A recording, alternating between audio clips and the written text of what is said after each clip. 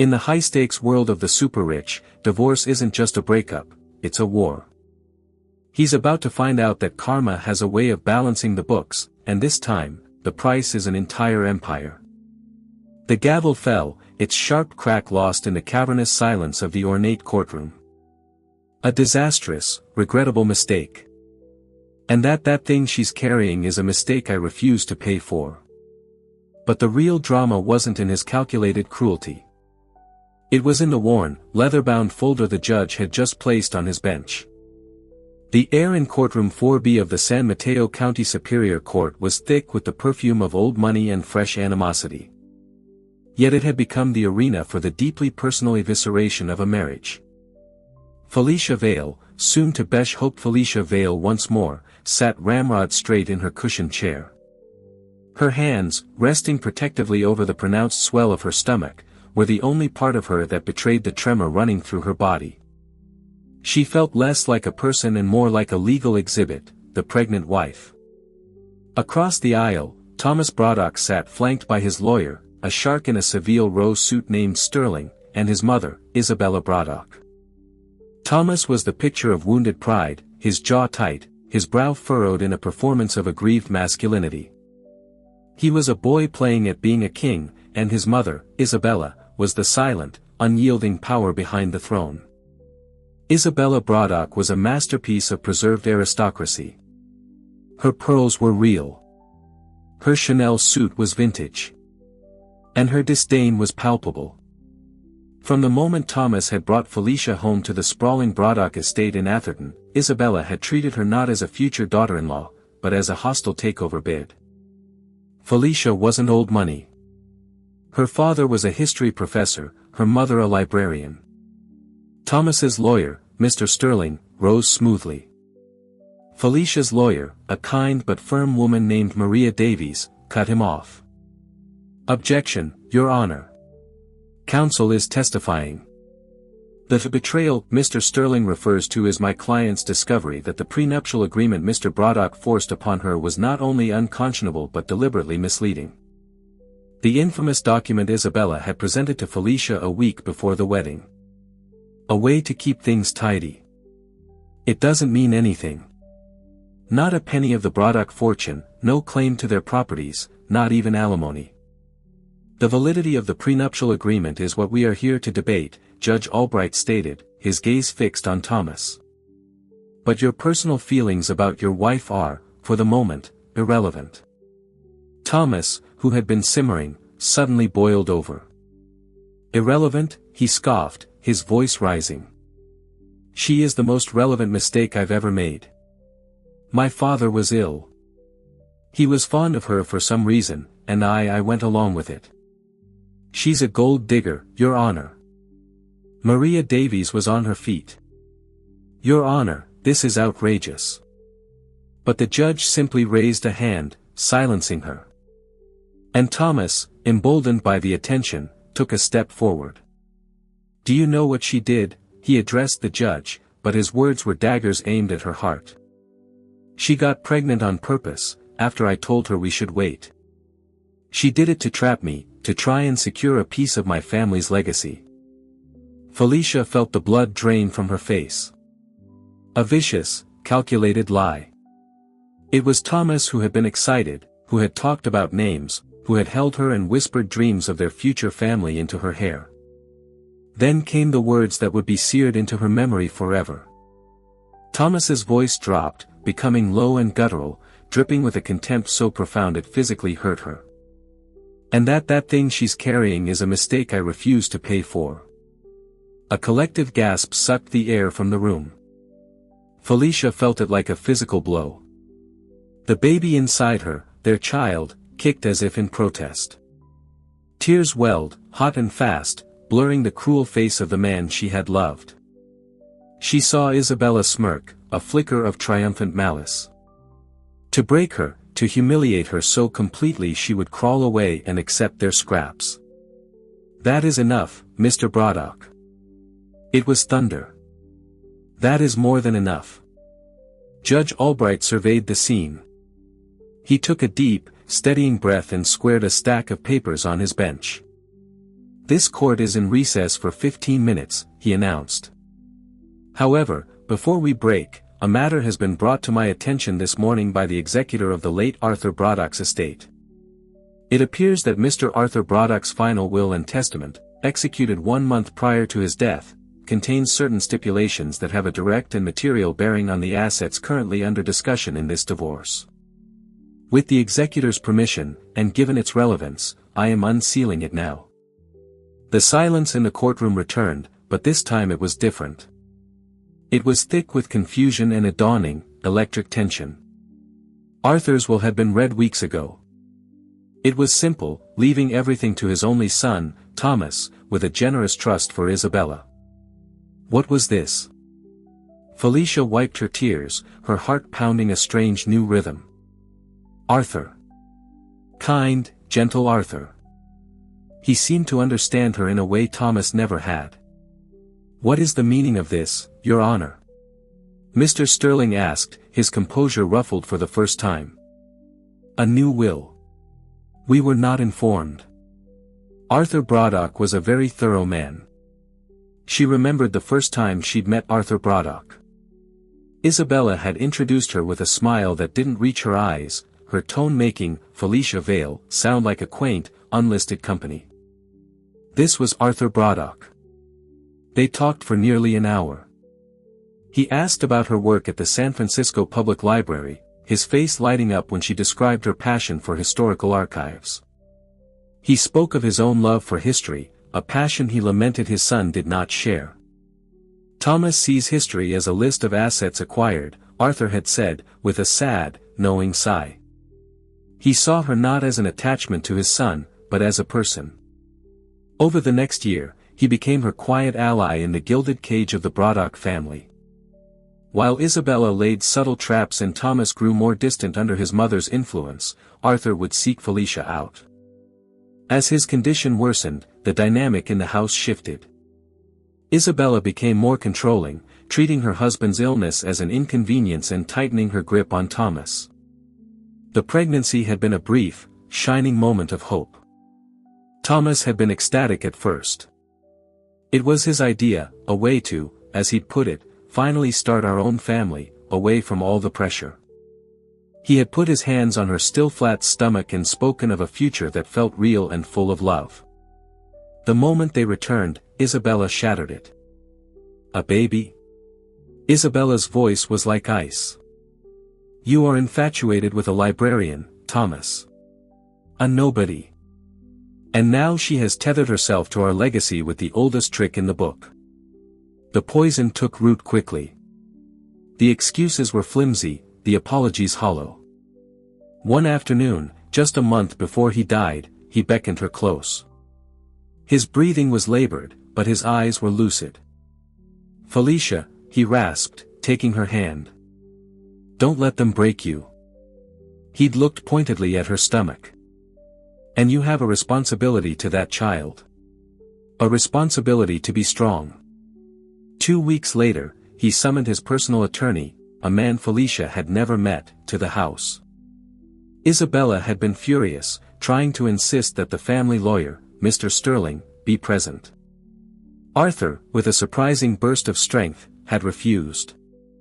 The meeting had lasted for 3 hours. He passed away in his sleep a month later. The first reading of the will had been exactly what everyone expected.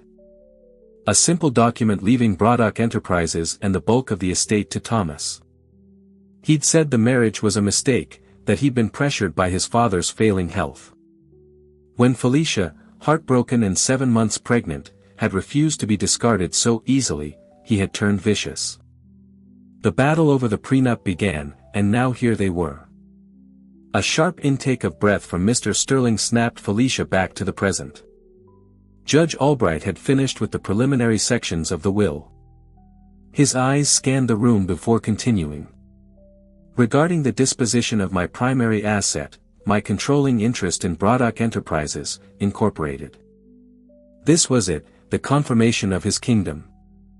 "I, Arthur Braddock," the judge read, his voice clear and deliberate, "being of sound mind and body, do hereby declare the following."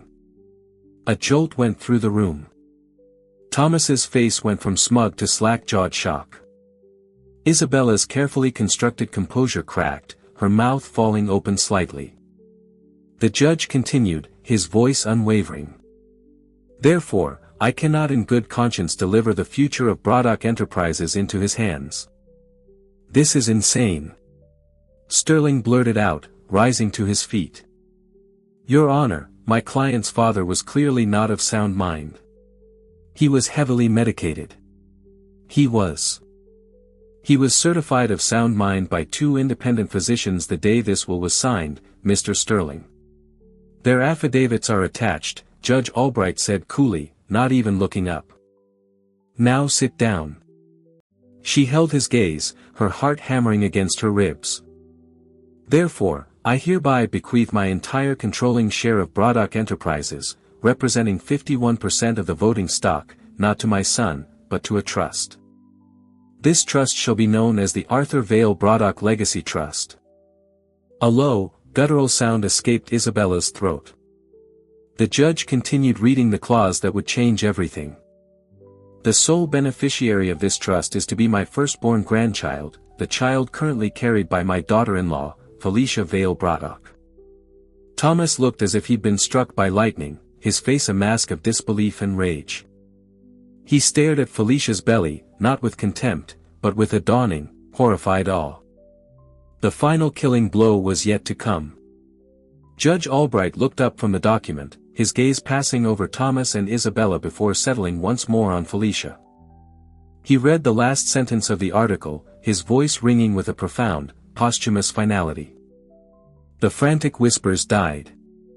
Absolute and unconditional authority. The words didn't compute. They were abstract, alien concepts that didn't belong to her. Then the spell broke. A strangled cry tore from Isabella Braddock's throat. It was a sound of pure, undiluted fury, the cry of a queen who has just watched her castle crumble into dust. Her mask of aristocratic control was gone, replaced by a visage of raw, twitching rage. She poisoned my husband against his own family. Mr. Sterling, his face the color of ash, tried to restrain her, whispering urgently, Isabella, not here. Control yourself. Mrs. Braddock. Judge Albright's voice cracked like a whip. Isabella snapped her mouth shut, but her chest heaved and her eyes, fixed on Felicia, promised retribution. He sat frozen, his body rigid, his eyes wide and vacant. The kingdom he was meant to inherit, the power he was meant to wield, had just been handed lock, stock, and barrel to the woman he had publicly disavowed and the unborn child he had branded a mistake. Felicia could only shake her head slowly, her mind a whirlwind of shock. She looked from Thomas's shattered expression to Isabella's murderous glare. She felt a kick, a strong, solid thump from within, a reminder of the tiny, unknowing beneficiary at the center of this cataclysm. The implication was brutally clear. Thomas was no longer the heir apparent. Their right to live there was now entirely at Felicia's discretion. The finality of it was absolute. He had seen the cruelty, the weakness, the greed, and he had built a fortress to protect his grandchild and the woman he believed could safeguard his legacy. He hadn't just given Felicia a shield. He had given her a sword, an arsenal, an entire kingdom. The will, Judge Albright concluded, closing the leather folder with a soft thud, is accompanied by a signed and notarized letter from Arthur Braddock detailing his reasons. It explains his concerns over his son's profligate spending, his susceptibility to his mother's corrosive influence, and his cruel and dishonorable treatment of his pregnant wife. The letter states, and I quote, "I have observed Felicia for 2 years. She is intelligent, compassionate, and her loyalty is not to money, but to family. I trust her to do what is right." The judge looked at Thomas. The letter also expresses hope, Mr. Braddock, that this drastic but necessary action will provide you with an opportunity to rediscover the man you were meant to be, not the man your mother wants you to be. She flinched as if struck. Given these revelations, he stated, his voice returning to its official, dispassionate tone, the financial landscape of this divorce has been fundamentally altered. The $50,000 settlement offered to Mrs. Braddock is, to put it mildly, insufficient. He looked at Felicia, and for the first time, she saw a flicker of something almost like a smile in his tired eyes. In fact, Mrs. Braddock is now, for all intents and purposes, the single most powerful financial entity in this room. I am dissolving these proceedings for today. Mr. Sterling, he added pointedly, you may want to advise your client that his wife's mistake now controls his salary, his home, and his future. She felt dizzy, disconnected from her own body. Isabella was the first to move towards her, her face a terrifying mask of fury. I will fight this. That baby will never see a penny. Mother, stop, he said, his voice hoarse. He even reached a hand out as if to touch her arm before letting it fall. Ellie, I didn't mean it. You have to believe me. His eyes flickered towards his mother.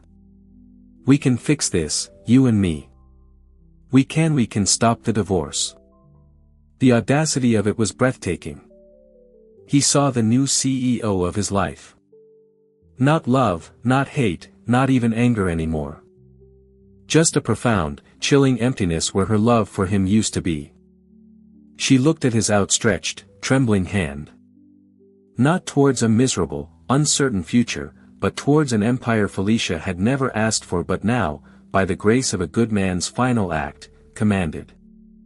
The days that followed the courtroom bombshell were a blur of surreal adjustments.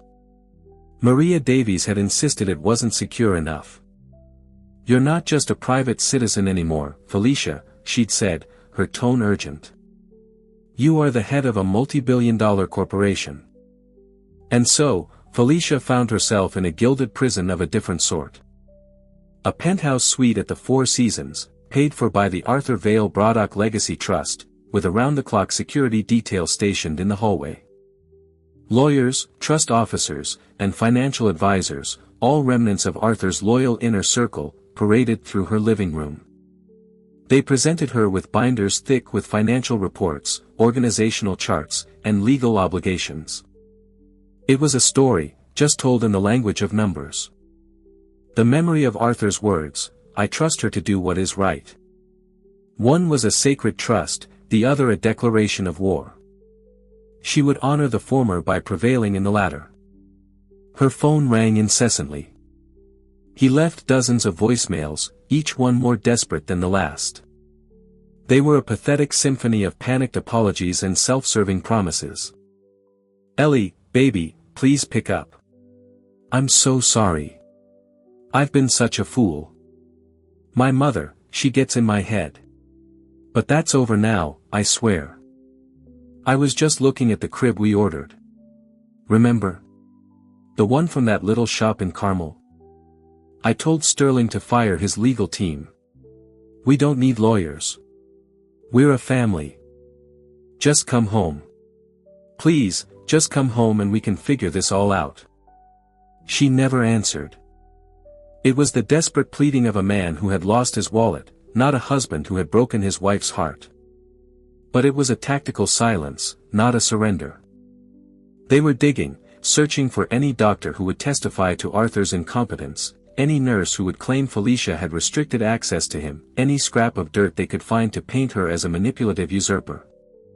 It was her house now. So, she made a decision.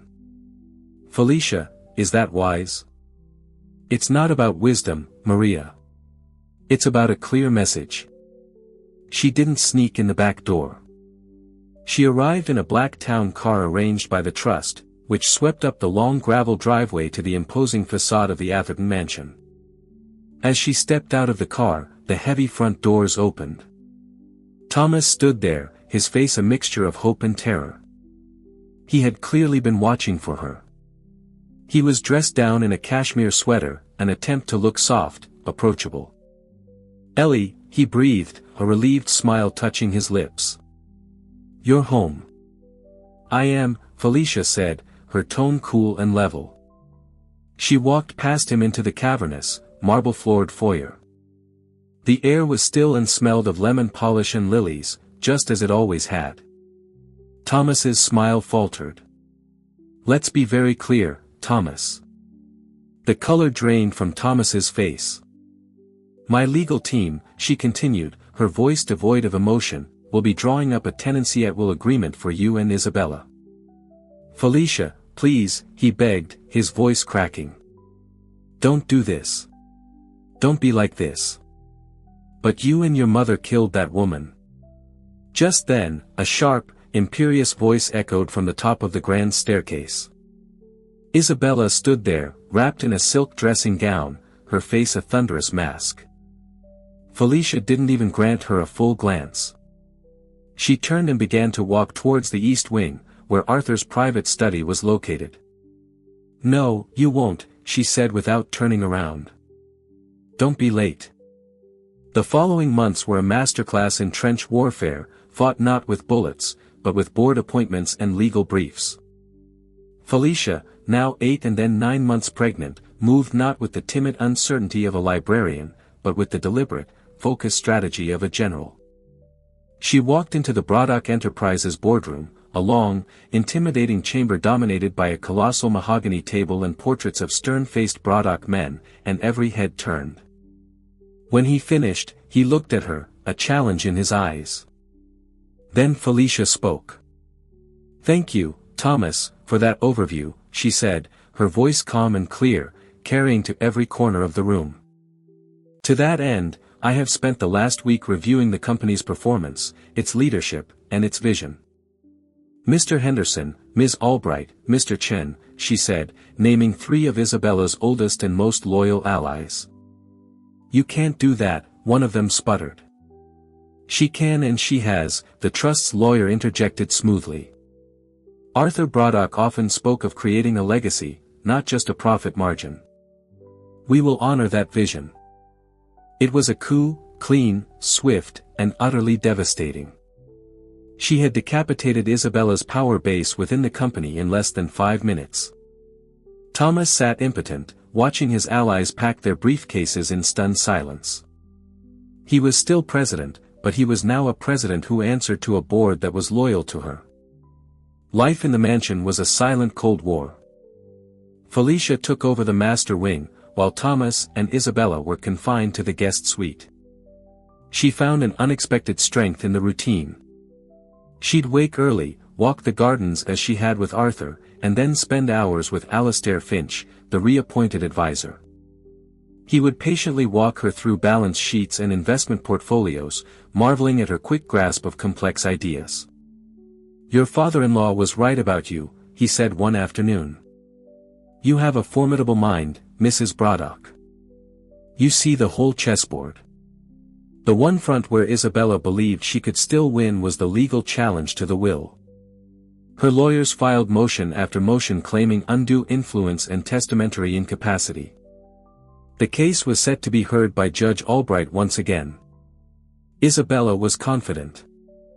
As she stood there, her hands on her huge belly, feeling the strong, steady kicks of her child, she felt a profound sense of peace.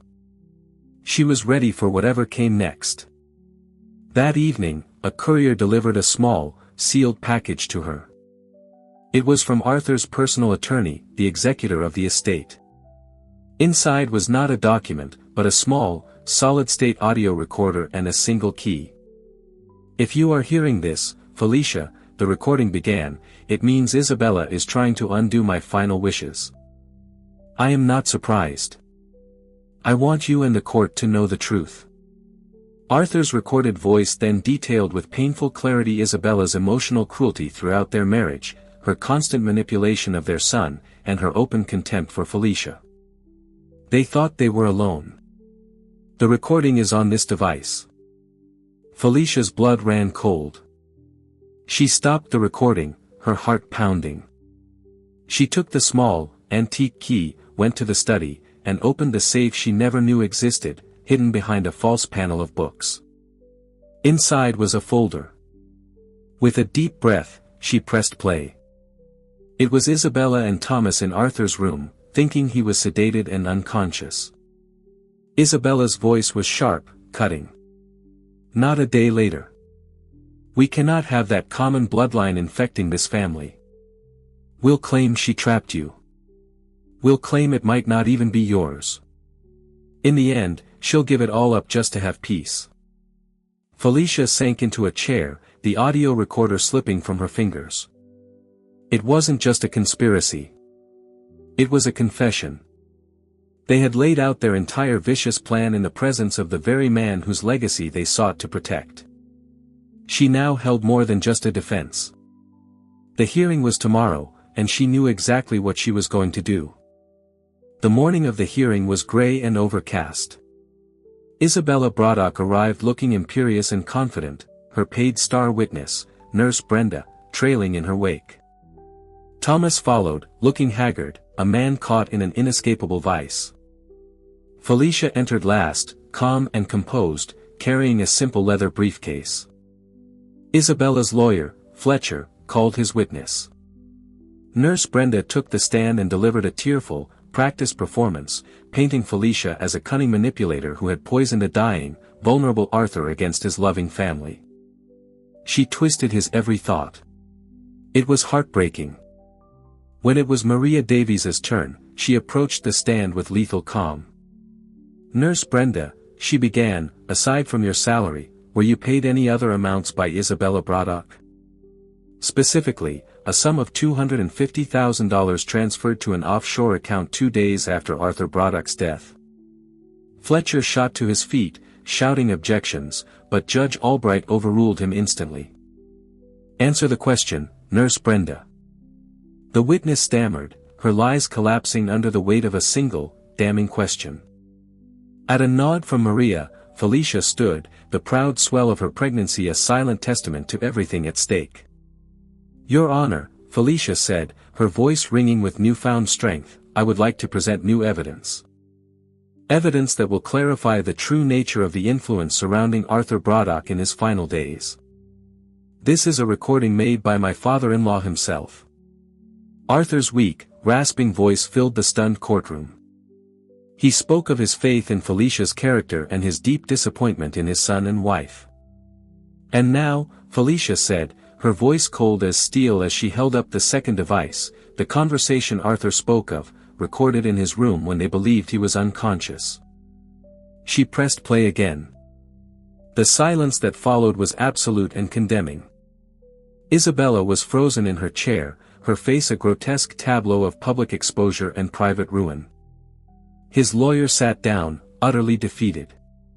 Judge Albright stared at Isabella, his face a mask of cold fury. "Mrs. Braddock," he said, his voice dangerously quiet, "what we have just heard in your own words is a monstrous conspiracy to commit perjury and destroy an innocent woman. And you," he said, turning his glare on Thomas, "your cowardice is contemptible." He slammed his gavel, the sound like a gunshot. "I am fining Mrs. Isabella Braddock $500,000 for malicious prosecution, and I am forwarding this audio evidence to the district attorney's office for investigation into potential criminal charges." His expression softened only when he looked at Felicia. "Mrs. Braddock, you have endured a trial by fire and proven your father-in-law's faith in you was not misplaced. You are free." It was over. As the court adjourned, Thomas finally lifted his head, his face ravaged by tears. Felicia met his gaze not with triumph, but with a quiet, somber finality. She gave a single nod, an acknowledgement of the tragedy he had authored, then turned and walked out of the courtroom without a backward glance. 2 weeks later, Felicia gave birth to a healthy, beautiful baby boy. Isabella was gone, having retreated to await the results of the DA's investigation. Felicia stood in the grand foyer, holding her tiny son. The house was no longer a cage or a battlefield. Her son, Arthur Vale Braddock, cooed in his sleep, his tiny hand wrapped securely around her finger. He was not a mistake. He was a legacy. And she was his guardian. Felicia, now chairman of the board of Braddock Enterprises, was celebrated not just for doubling the company's value, but for its ethical leadership and generous philanthropy. She led with the quiet strength and intelligence Arthur had always seen in her.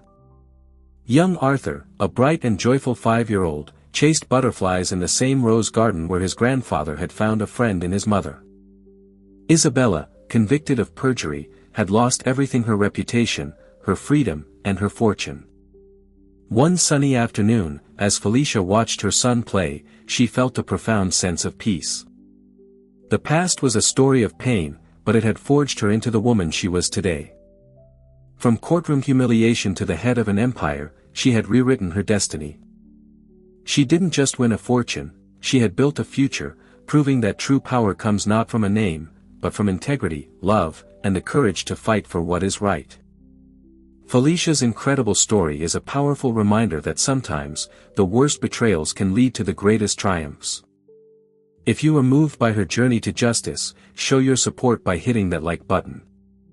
Share this story of empowerment with anyone who needs to be reminded of their own inner strength. You won't want to miss what's coming next.